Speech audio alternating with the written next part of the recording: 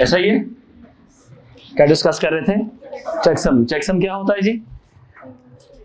Error detection technique है। Error detection technique है, किस तरह से एरर को डिटेक्ट करती है ये?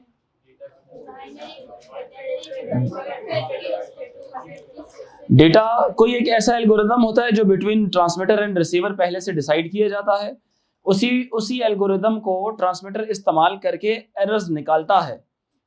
उसी एल्गोरिदम को इस्तेमाल करके एक वैल्यू इनफैक्ट निकाली जाती है और वो वैल्यू डेटा के साथ अटैच करके सेंड कर दी जाती है।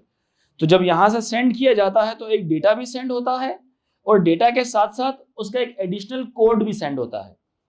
डेटा तो इटसेल्फ है ही है। लेट्स से आपने लफ्ज है पाकिस्तान, लफ्ज है लेट्स से पाकिस्तान, पी की अपनी बाइनरी वैल्यूज होंगी, ए की अपनी बाइनरी वैल्यूज होंगी, के की अपनी और डॉट डॉट डॉट एन तक की अपनी बाइनरी वैल्यूज होंगी। अब इन बाइनरी वैल्यूज को ऑल टुगेदर जब इकट्ठा किया जाएगा, इसके ऊपर एक खास एल्गोरिदम ऐसा अप्लाई किया जाएगा जिसमें से कोई नई वैल्यूज निकलेंगी। जैसे मैंने आपको वन ऑफ द एल्गोरिदम बताया, that is divide all those binary values, first convert them into denary, denary में कन्वर्ट करें और उसको 256 से डिवाइड कर लें। तो जो रिमाइंडर आएगा बिकॉज यू नो जब भी आप डेनरी नंबर को, जो बाइनरी पाकिस्तान की बाइनरी थी, उसको आपने डेनरी में कन्वर्ट कर दिया, it will be a big number. आप उसको जब 256 के साथ डिवाइड करेंगे तो you will get a remainder that will be from 0 to 255। Because जब भी आप 256 से एक नंबर को डिवाइड करते हैं तो रिमाइंडर कितना आता है? 0 से 250। मतलब कोई एक आधा रिमाइंडर आएगा, लेकिन मिनिमम वैल्यू उसकी 0 हो सकती है और मैक्सिमम वैल्यू उसकी 255 हो सकती है। ये रूल है मैथ्स का, ठीक है। जब भी आप किसी नंबर से डिवाइड करते हैं तो रिमाइंडर हमेशा एक छोटा आता होता है जिस नंबर से आप डिवाइड कर रहे होते हैं। ऐसा ही होता है या कुछ और होता है? ऐसा ही होता है। अच्छा, तो जब आप 256 से डिवाइड करेंगे तो रिमाइंडर क्या आ सकता है? मैक्सिमम 255। तो वो जो 0 से लेकर 255 तक के जितने भी पॉसिबल कॉम्बिनेशंस आ सकते हैं उसको हम 8 बिट्स इस्तेमाल करके कन्वर्ट कर सकते हैं। 8 बिट्स इस्तेमाल करके उसको हम कन्वर्ट कर सकते हैं बहुत इजीली बाइनरी के अंदर। तो हम डेटा भी सेंड करेंगे और डेटा के साथ साथ हम लोग बाइनरी वैल्यू भी सेंड करेंगे जो एडिशनल निकली थी डिवाइड करने के बाद। ये पार्ट ऑफ द प्रोसेस है। तो जब रिसीवर के पास डेटा भी रिसीव होगा और डेटा के साथ साथ वो एडिशनल बिट्स भी रिसीव होंगी। वो एडिशनल बिट्स क्या थी? दे वर सपोर्टिंग द रिसीवर को वो सपोर्ट कर रहे थे ताकि रिसीवर ये अंडरस्टैंड कर जाए कि जो रिसीव्ड डेटा है वो ठीक है या रॉन्ग है। अगर तो रिसीव्ड डेटा और रिसीव्ड चेकसम दोनों उसके पास रिसीव होंगे तो उसको तो नहीं पता कौन ठीक है कौन खराब है। उसने अपने पास उन दोनों को सेव कर लेना है। चेकसम को कहना चेकसम साइड पे, और जो डेटा रिसीव किया होगा उससे खुद एक दफा दोबारा चेकसम निकालेगा, उसी तरीके से निकालेगा जिस तरीके से ट्रांसमीटर ने निकाला था। सेम तरीका अप्लाई करेगा और दोबारा से रिसीव्ड डेटा से चेकसम निकालेगा। अगर रिसीवर ने जो चेकसम निकाला वो जो रिसीवर ने रिकैलकुलेट किया था ना अपनी दिल की तसल्ली के लिए, ऐसा नहीं होता जैसे आप जब किसी को पैसे देते हैं तो गिन के देते हैं तो अगला बंदा फिर क्या करता है? फिर से गिनता है। वो अच्छी बात तो अच्छी है, क्यों अच्छी है? हो सकता है कोई ट्रांसमीटर यानी कि जिसने पैसे दिए उसने कोई गलती कर ली हो। समझ आ रही बात ही कि नहीं? तो रिसीवर भी अगर यहाँ से उसने बोला ना 1 लाख रुपए, तो जब दूसरा बंदा जो पैसे रिसीव कर रहा है वो भी काउंट करके 1 लाख रुपए कहेगा तो उसका मतलब क्या है? दोनों ठीक है। लेकिन वो रिसीव करते हुए 101 हो गया या वो 99 बन गए तो वो क्या कहेगा नहीं इसमें एक कम है, दोबारा से जरा इसको भेजो। मेरी बात अंडरस्टैंड कर रहे हैं कि नहीं? इसी तरह से यहाँ पर भी होता है। तो रिसीवर क्या करता है? डेटा में से दोबारा से रिकैलकुलेट करता है चेकसम को। अब इसने जब रिकैलकुलेट कर दिया चेकसम, उस चेकसम को रिकैलकुलेटेड चेकसम और जो रिसीव्ड चेकसम था उन दोनों को आपस में क्या करेगा? कंपेयर कर लेगा। क्या कर लेगा? अगर वो दोनों सेम हुई तो इसका मतलब है डेटा क्या था? सही था। अगर उन दोनों में मतलब रिसीव्ड चेकसम में और जो रिकैलकुलेटेड चेकसम था दोनों में थोड़ा सा भी फर्क हुआ तो बोलेगा नहीं कुछ ना कुछ मसला है। उसको ये नहीं पता कि कौन सी बिट खराब हुई है, लेकिन उसको ये जरूर पता लग जाएगा कि कुछ ना कुछ खराबी आई है। Because the checksum, received checksum and the recalculated checksum they both are different. Clear हो रही है मेरी बात कि नहीं? तो इस प्रॉब्लम को किसी भी तरह से एड्रेस नहीं किया जा सकता। क्लियर हुई मेरी बात? सो ये एक उसमें प्रॉब्लम था। तो लिख लें अपने पास, ये एक मेथड है, समझे जरा। ये जो डिवाइड बाय 8 वाला सिनेरियो है, this is one of the method, it is not the only method. एक हम लोगों ने साइक्लिक रिडंडेंसी चेक भी किया था याद आ रहा है कि नहीं? साइक्लिक रिडंडेंसी चेक किया था। वो क्या था साइक्लिक रिडंडेंसी चेक? आपके पूरे डेटा पैकेट्स में कितने वंस हैं वो बस काउंट कर लें और उसको हेक्साडेसिमल्स में कन्वर्ट करके आप डेटा के साथ आप भेज दें। जैसे मिसाल के तौर पे आपके पूरे डेटा ग्रुप के अंदर कोई 49 वंस हैं। कितने वंस हैं? 49 वंस हैं। तो आपने काउंट कर लिया वन कौन कौन था, वन कौन कौन था, और 49 को आपने कन्वर्ट कर देना किसमें? हेक्साडेसिमल्स में। उस काउंटिंग को, जो नंबर ऑफ वंस की काउंटिंग थी जी 49 वंस थे, उसको हेक्साडेसिमल्स में कन्वर्ट करके डेटा के साथ क्या कर दिया आपने? रवाना कर दिया। अगर कोई भी वंस खराब होते हैं तो वहां से उसको पता चल जाएगा कि कुछ ना कुछ खराबी आई है। जैसे ही रिसीवर के पास मिलेंगे जो डेटा की वंस खराब हो जाएंगी, क्योंकि उसको तो पता था कि जी 49 मिसाल के तौर पे वंस होने चाहिए थे और यहाँ पे कुछ और वंस आ जाएंगे तो समझ जाएगा कुछ ना कुछ खराबी आई है। सो मुख्तलिफ तरीके हैं। देखें, कंप्यूटर कोई इंसान तो नहीं है ना कोई खुदा है। कंप्यूटर को तो नहीं पता चलेगा कि कोई चीज़ खराब हुई है, क्या चीज़ नहीं हुई है। कंप्यूटर ने तो ऐसे ही टेक्निक्स निकालनी है ना खुद से, कि नहीं? तो ये टेक्निक्स अप्लाई कर रहा होता है और कहीं ना कहीं से कंप्यूटर को आइडिया हो जाता है कि हाँ करप्शन हो रही है, और करप्शन से रोकता है। कंप्यूटर की कोशिश होती है कि डेटा करप्ट ना हो। कंप्यूटर अपना जो ऑप्टिक फाइबर केबल है वो बिछाता ही ऐसे खूबसूरती से है और टेक्नोलॉजी भी वो इस्तेमाल करता है जिसमें एरर्स ही ना आए। लेकिन फिर भी बता रहा हूं ना कि millions and billions and trillions of bits जो सी हैं एक वक्त में इंटरनेट पर ट्रेवल कर रही होती हैं। इतने ज़्यादा सारी बिट्स ट्रेवल कर रही होती हैं तो कुछ ना कुछ तो करप्ट होंगी ही होंगी और होती हैं। तो कंप्यूटर के पास एक फिनोमेना है ऐसा जिससे वो मेक श्योर करता है कि जो करप्टेड बिट्स हैं वो दोबारा ठीक की जा सके, वो परमानेंटली करप्ट ना रहें। क्योंकि सारा कुछ पूरा इंटरनेट के ऊपर दारोमदार किस चीज़ का है? ऑथेंटिसिटी ऑफ द डेटा की। ठीक है ना? लिखे अपने पास चेकसम के लिए कुछ लिखा था आप लोगों ने? लिखे, it is also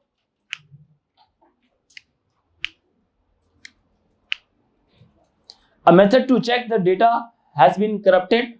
It is also a method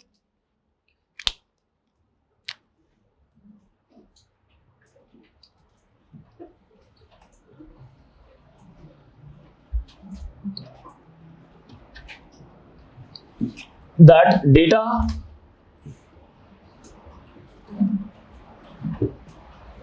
has been corrupted during transmission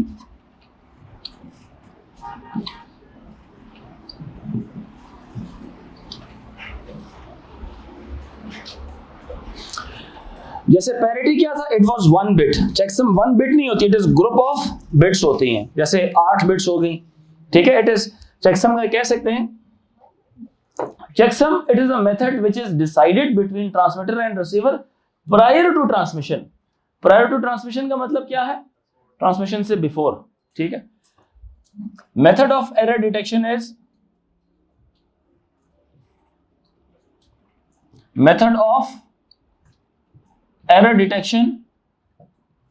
is decided between method of error detection is decided between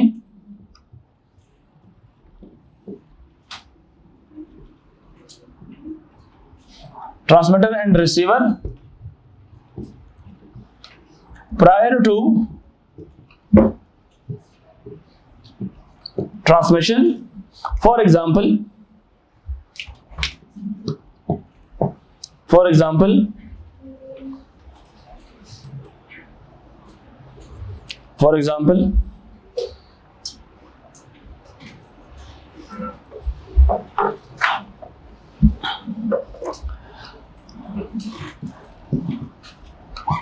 binary data is converted into binary and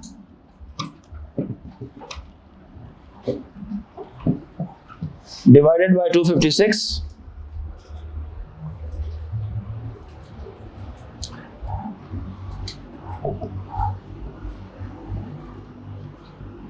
and the remainder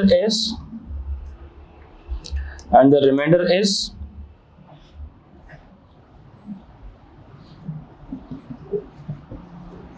converted into 8 bit binary, binary data.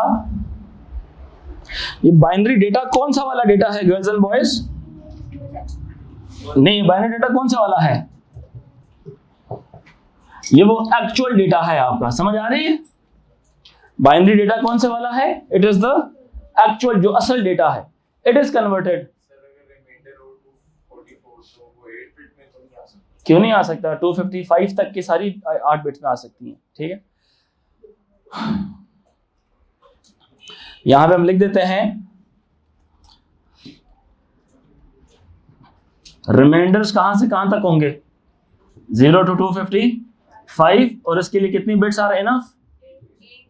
8 bits. Girls and boys are enough, 8 bits are enough and divided by 256 and the remainder is converted into 8 bit binary, ठीक है। ये जो 8 bit binary है ना reminder वाली, इसको बोलते हैं चेकसम, ठीक है। 8 bit binary converted remainder is known as checksum, is known as checksum.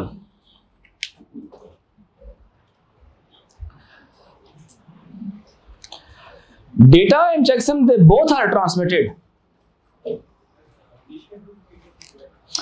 This is one of the method, that is why 256 से डिवाइड करें, बिकॉज 256 से ये फायदा होगा कि आपका जो सा बाइट है 8 बिट्स के अंदर आपका जो चेकसम है वो स्टोर करके तो आप सेंड कर सकते हैं उसके साथ, ठीक है। आप 16 बिट्स के वैल्यू जो सी होती है 65,536 से भी आप डिवाइड कर सकते हैं, लेकिन उसको फिर आपके जो रिमाइंडर्स आएंगे वो आएगा क्या, 0 से लेके 65,535 तक के रिमाइंडर्स आएंगे, फिर उसको फिर आपको क्या वंस एंड जीरोस में कन्वर्ट करके सेंड करना पड़ेगा, ठीक है ये बात कि नहीं। फिर जब रिसीवर के पास कहानी पहुंचेगी तो रिसीवर के पास एक तो सारे का सारा डेटा भी पहुंचेगा और वो जो एडिशनल बिट्स थी वो भी पहुंचेंगी। वो जो एडिशनल बिट्स थी वो किसकी थी? वो इसकी थी, चेकसम की थी। वो किस काम के लिए इस्तेमाल हो रही थी? सिर्फ एरर को डिटेक्ट करने के लिए। इसका डेटा के साथ ताल्लुक नहीं था, लेकिन ये सिर्फ डिटेक्ट करने का एक तरीका था। निकला कहां से? डेटा के बीच में से, ठीक है। 8 bit binary converted remainder is known as checksum.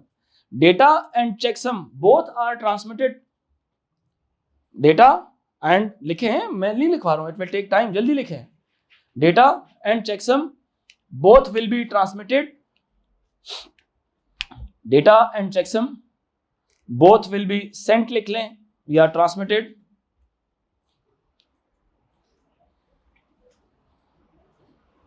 towards the receiver,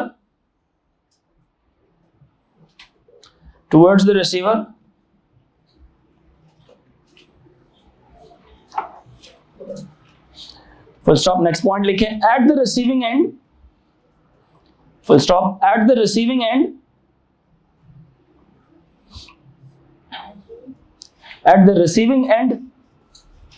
the checksum is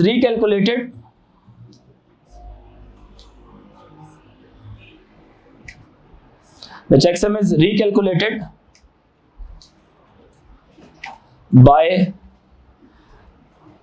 the receiver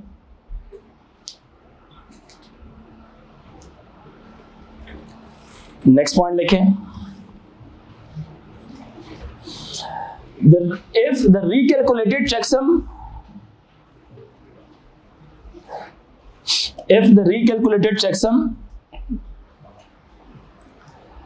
is same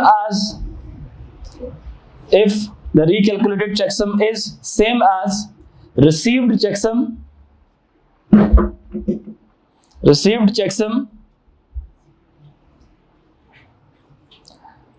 if the recalculated checksum is same as the received checksum, then no transmission errors have occurred.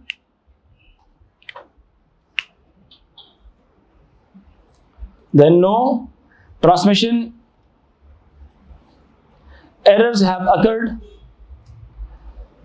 then no transmission errors have occurred, comma, otherwise a request is made to, किस चीज के लिए request generate की जाएगी? Retransmission के लिए. Otherwise a request is made to resend the block of data. A request is made to resend, request is sent या made to resend the block of data. यहां तक क्लियर हो गया सारों को? ब्लॉक ऑफ डेटा, डेटा दोबारा भेजने की रिक्वेस्ट जनरेट की जाती है. अच्छा, नेक्स्ट इसके बाद आता है एको चेक.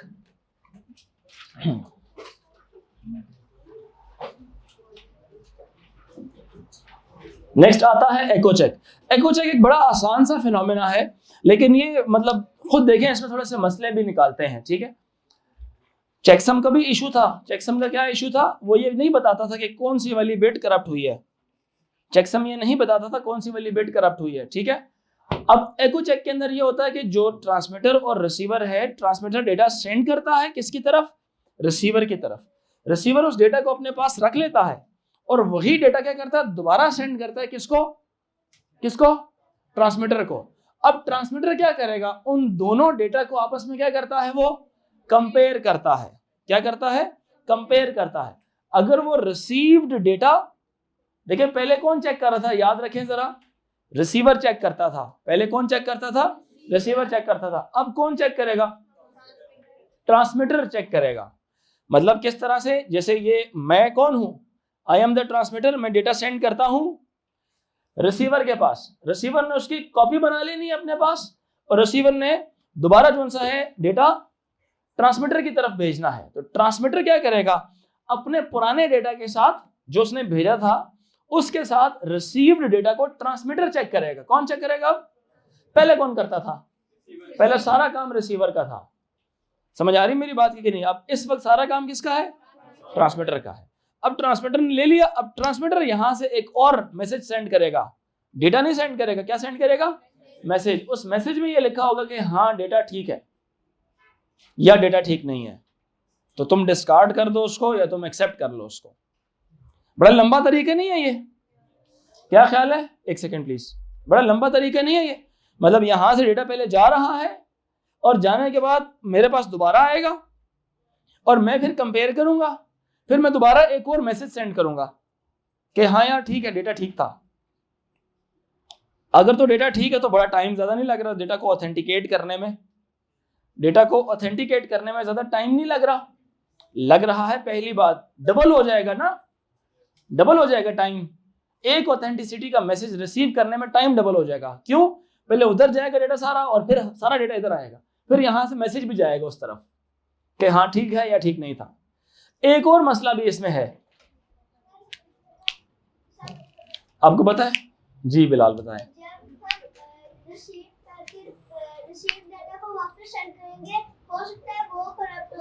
हाँ, अब बिलाल गनी का दिमाग कंप्यूटर है छोटा सा, बिल्कुल सही कह रहा है. इट इज पॉसिबल कि डेटा जब देखें यहां से मैं पैकेट भेजता हूं, भेजते हुए डेटा सही जा रहा है, हो सकता है वापसी आते हुए खराब हो जाए. मतलब रिसीवर को तो वही पैकेट मिला जो मैंने भेजा था, लेकिन रिसीवर की तरफ से जो डेटा मेरी तरफ आ रहा है हो सकता है उसके एंड से कुछ गलती हो रही है. तो इसमें यह बात डिटरमिन नहीं की जा सकती कि मसला कौन से चैनल में आ रहा था, ट्रांसमिशन में आ रहा था या वहां से वापस रिसेप्शन में मसला आ रहा था. चैनल किस चैनल में से इशू आया? मेरी बात अंडरस्टैंड कर रहे हैं कि नहीं? सर जब अगर डेटा ठीक हो, मैसेज सेंड करने से वहां भी गलती हो सकता है क्या? वहां भी करप्शन हो सकता है जब मैसेज सेंड करेंगे क्या ठीक था. तो मैंने वही बात बोली है उर्दू में कि जब यहां से डेटा जा रहा है तो हो सकता है उधर जाते में मसला हो. मतलब रिसीवर बेचारे को डेटा मिले ही करप्ट. समझ आ रही बात है कि नहीं? मतलब यहां से मैं भेज रहा हूं अल्फा, सुनना, मैं यहां से भेज रहा हूं अल्फा, रिसीवर को जाके मिलेगा बीटा. अब रिसीवर ने मुझे जब वापस भेजना है, क्या हो सकता है वो मुझे बीटा ही मिलेगा ना, क्योंकि रिसीवर ने वापस भेजा. तो प्रॉब्लम इज यहां से डेटा जा रहा है कैसा? अल्फा, रिसीवर को मिलेगा बीटा. तो जब मेरे पास वापस आएगा तो मुझे तो नहीं पता मसला किस में आया था, हो सकता था कि यहाँ से गया, उसके पास अल्फा पहुंचा, उसने मुझे भेजा तो वापसी के रास्ते में बीटा बन गया। हालांकि ऐसे तो नहीं हुआ, वो तो जाते हुए बीटा बन गया था। तो ये डिटरमिन करना प्रॉब्लमैटिक होता है कि कौन से लिंक में मसला था, ट्रांसमिशन में मसला था या वापस वहां से रिसेप्शन में मसला था। क्लियर हो रही मेरी बात कि नहीं?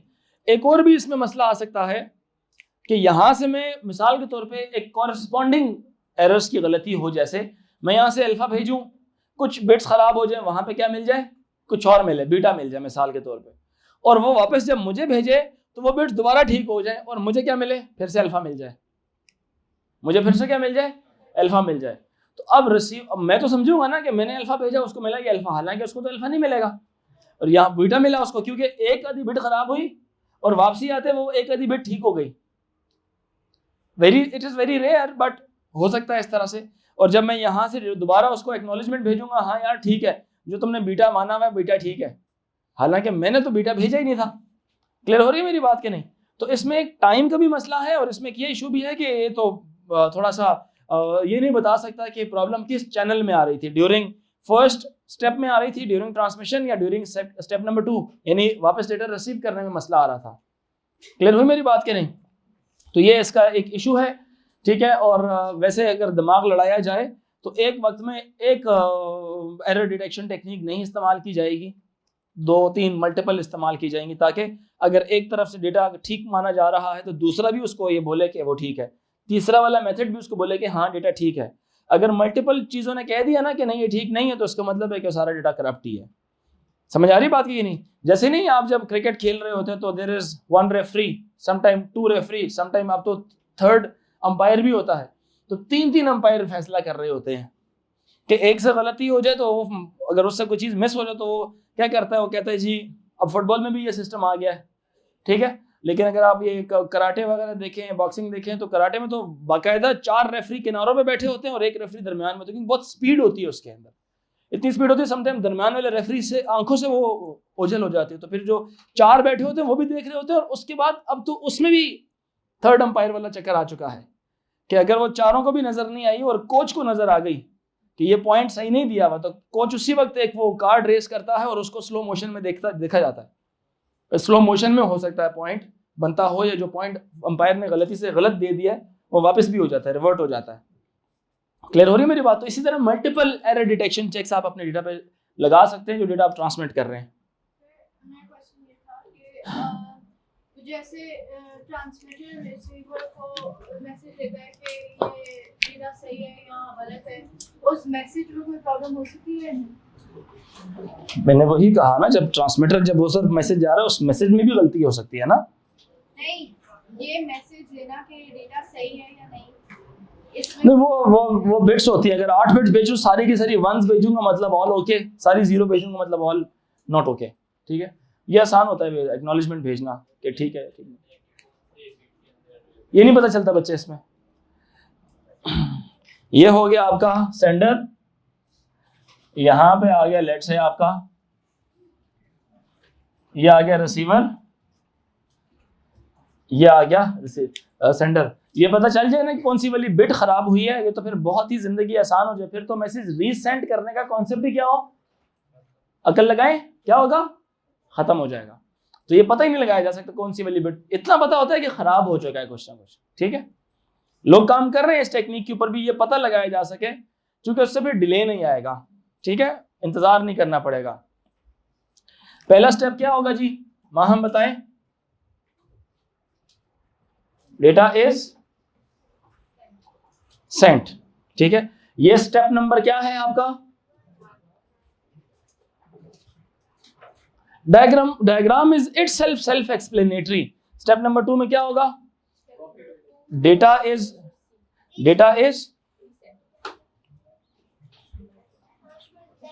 transferred back to the transmitter. Data is step number 2. Data is returned back to जी, डेटा इज रिटर्न्ड, मैं बोल भी रहा हूं साथ साथ आप सुनते रहें। Data is returned back to transmitter. Step number 3 में क्या होगा, एक मैसेज भेजा जाएगा। किस चीज का मैसेज होगा वो, कि डेटा ठीक है या डेटा खराब है, डेटा ठीक है या डेटा खराब है।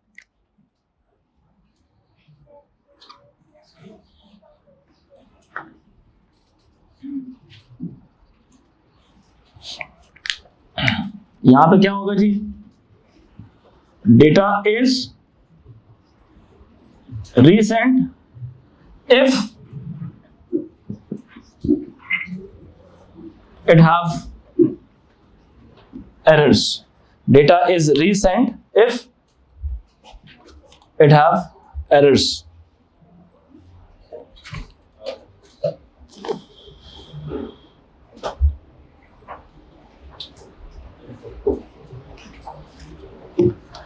बस ठीक है, पानी जरा प्लीज बस ला दें। ठीक है, सवाल है तो पूछें। वंस यस सर ये सारी टेक्निक्स एक ही पैकेज में होती हैं? नहीं, ये नहीं कहते हम कि सारी टेक्निक होती हैं, सजेशन ये थी। हम तो खैर वैसे जनरली सारों को इंडिविजुअली पढ़ते हैं, लेकिन अकल ये बात कहती है कि एक से ज़्यादा टेक्निक्स होनी चाहिए। अगर मैं रियलिटी बेस्ड बात करूं, कम से कम 2 टेक्निक्स तो होनी चाहिए ना, ताकि जब दोनों के अंदर डेटा करेक्ट आ रहा है तो मतलब तब मैं करेक्ट मानूं। उससे क्या होगा, probability of getting correct data will increase.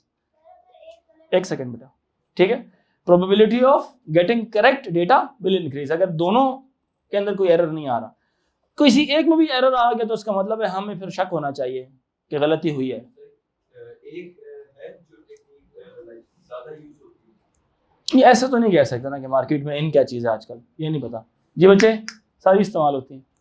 Sir आप वो एक्सप्लेन करें कि ज्यादा टाइम टेकिंग तो नहीं होती प्रोसेस? नहीं, ये टाइम टेकिंग होता है ना, इसमें एक ही मैसेज 3 दफ़ा 2 दफ़ा जा रहा होता है, जाना भी होता है आना भी होता है उसमें, बस। बाकी जितने प्रोसेस है उसमें सिर्फ चेक होता है कि हाँ या ना। जब गलती हुई सिर्फ तब रिक्वेस्ट जनरेट की जाती है, अदरवाइज नहीं। सर अगर प्रोसेसिंग पावर पे वहां से देखा जाए इन सारे डेटा सेट्स में कौन सा ज्यादा प्रोसेसिंग पावर इस्तेमाल करता है? किसकी प्रोसेसिंग पावर? कंप्यूटर या रिसीवर? दोनों कंप्यूटर ही हैं। ऐसा तो नहीं कि एक ज्यादा यूज करते हैं। आप अपने दिमाग से इस्तेमाल फैसला करें। यहाँ पे तो रिसीवर कुछ भी नहीं कर रहा है, यहाँ पे सारा काम ट्रांससेंडर कर रहा है। तो अबे यार सुनते लेना जवाब मेरा, यहाँ पे सारा काम सेंडर कर रहा है, यहाँ पे सारा काम रिसीवर कर रहा था। यहाँ पे सेंडर भी कर रहा था, रिसीवर भी कर रहा था, ये कह सकते हैं। ठीक है, इधर रिसीवर कुछ भी नहीं कर रहा, रिसीवर सिर्फ इंतजार कर रहा है।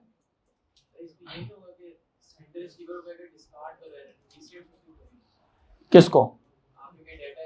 मतलब इस रीसेंट के अंदर ना वो सारा मैकेनिज्म होता है कि पुराने वाला डिस्कार्ड कर दो, नए वाला तुम्हें भेज रहा हूँ, वही वाला दोबारा मैसेज भेज रहा हूँ। अब डिस्कार्ड करना मतलब एक्नॉलेजमेंट भेजना, एक तरह की, एक तरह का एक मैसेज भेजना कि हाँ है या ना है। ये बड़ा आसान है।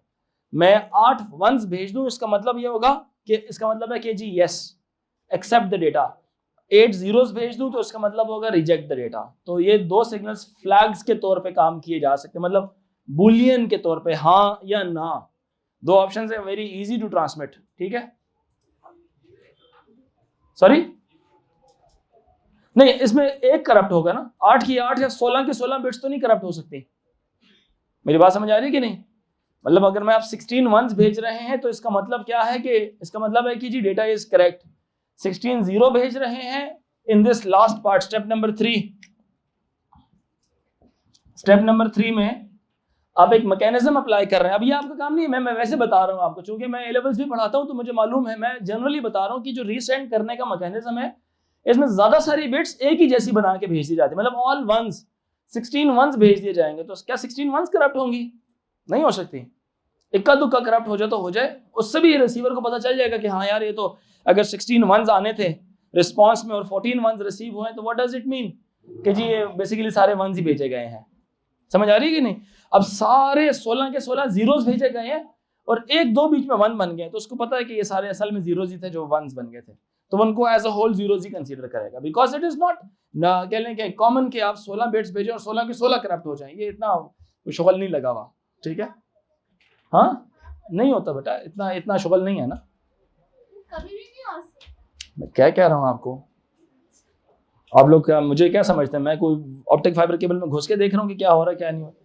So normally it never happens. Errors बहुत कम आते हैं, आ जाए तो उनको हैंडल इस तरह से किया जाता है। ठीक है,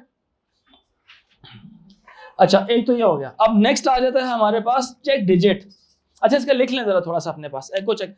एको का ये जो लफ्ज है ना, ये वैसे ही आपको आइडिया दे देगा कि साउंड से याद है कि नहीं, साउंड क्या होती है? एको, एको बैक करना आपकी आवाज। आप किसी पहाड़ी इलाके में जाके आवाज में आपकी अपनी आवाज दोबारा आपको आ रही होती है, तो ये वही कॉन्सेप्ट है, आपका अपना डेटा आपके पास दोबारा आ रहा होता है। जिस डेटा को आपने भेजा है वही डेटा दोबारा आप तक आ रहा है, तो यू कैन से दैट के एको वाला फिनोमेना है। स्टेप 3 में आपने कहा कि अगर डेटा में एरर हो तो वो फिर रिसीवर को कहता है कि दोबारा भेजो। रिसीवर को कहता है नहीं, data is resent if it have errors. दोबारा रीसेंड किया जाता है, कौन? सेंडर दोबारा उसको रीसेंड करता है, और रिसीवर को नहीं कहता कि तुम भेजो, वो ये अपनी तरफ से भेजता है। बिकॉज अब इसको नहीं पता कि जो एरर था वो स्टेप 1 में आया था या स्टेप 2 में आया था। ठीक है, लिख लें अपने पास इसका।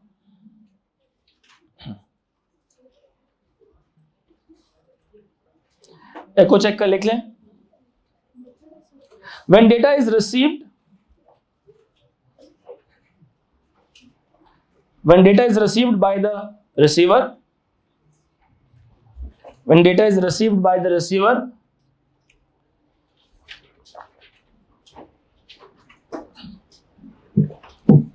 when the data is received by the receiver, copy of the similar data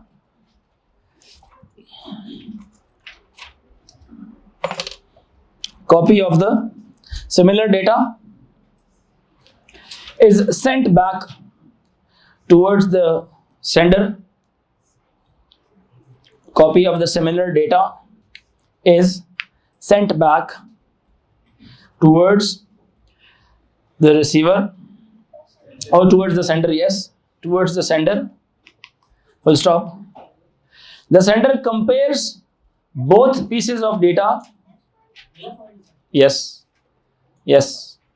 the sender compares both set of data, the one that is received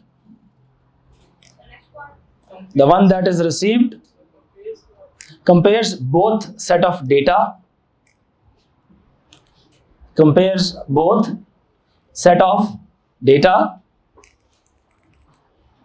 the one that is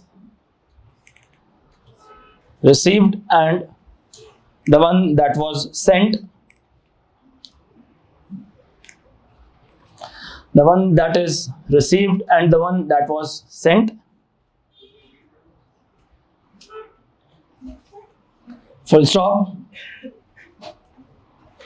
दोबारा पढ़ लो। The receiver compares both set of data, the sender compares both set of data, the one that is received and the one that was sent.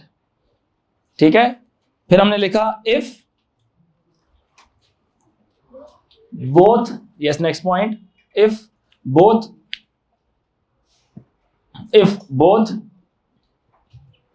the data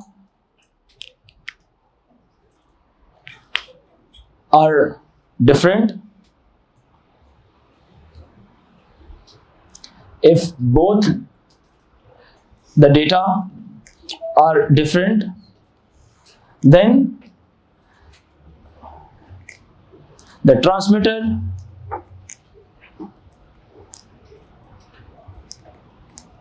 resend, then the transmitter resend the whole data.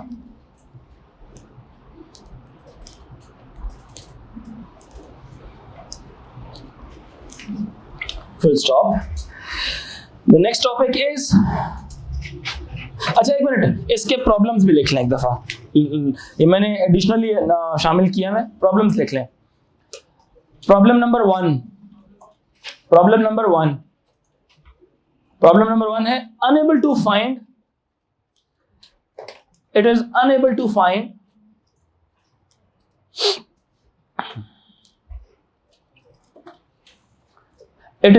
to find whether the error occurred. It is unable to find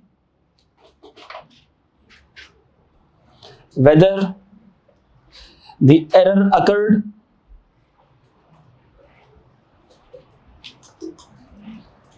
during step 1 or step 2, it is unable to find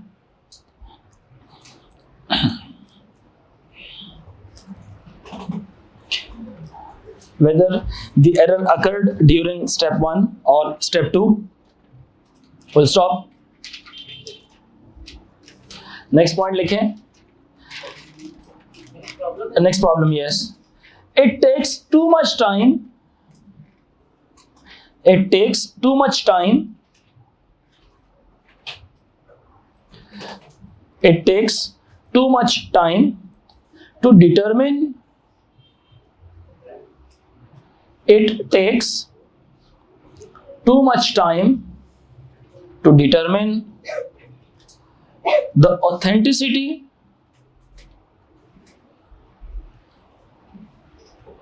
slash validity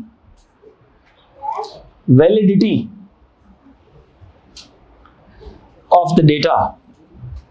It takes too much time to determine the authenticity slash validity of the data. अब bracket में लिखें, it's a slow process.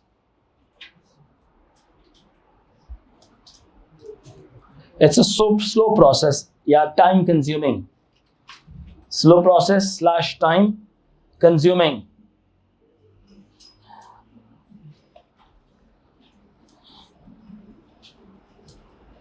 Next heading लिखें check digit. Check digit.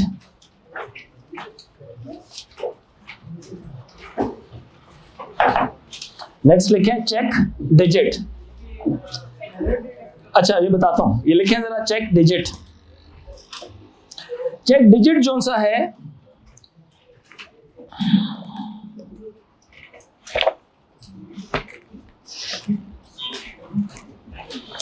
आप लोगों की copies की back side के ऊपर एक क्यूआर कोड गिवन होता है. सॉरी क्यूआर कह रहा हूं, बार कोड गिवन होता है कि नहीं? बार कोड होता है. अब इस बार कोड की तरफ अगर आप गौर करें तो हर एक वर्टिकल लाइन जो सी है उसकी थिकनेस डिफरेंट है. यह हमारा एक टॉपिक भी है, इनफैक्ट टॉपिक भी मैं पढ़ाऊंगा. हर एक वर्टिकल बार की जो थिकनेस है वो डिफरेंट नजर आ रही है. अगर आप गौर करें तो एक मतलब अब ये नहीं कह सकते कि सेम थिकनेस वाली है, डिफरेंट थिकनेस है हर एक लाइन की. कुछ थोड़ी ज्यादा थिक है, कुछ थोड़ी कम थिक है. अब हर जो थिकनेस वाली जो लाइन होती है वो एक डिजिट को रिप्रेजेंट कर रही होती है. क्या रिप्रेजेंट करती है? एक डिजिट. ये हमारा इनपुट एंड आउटपुट डिवाइसेस का एक टॉपिक भी है बार कोड का. ठीक है. अब ये जो हर वर्टिकल बार है वो एक डिजिट रिप्रेजेंट कर रही होती है.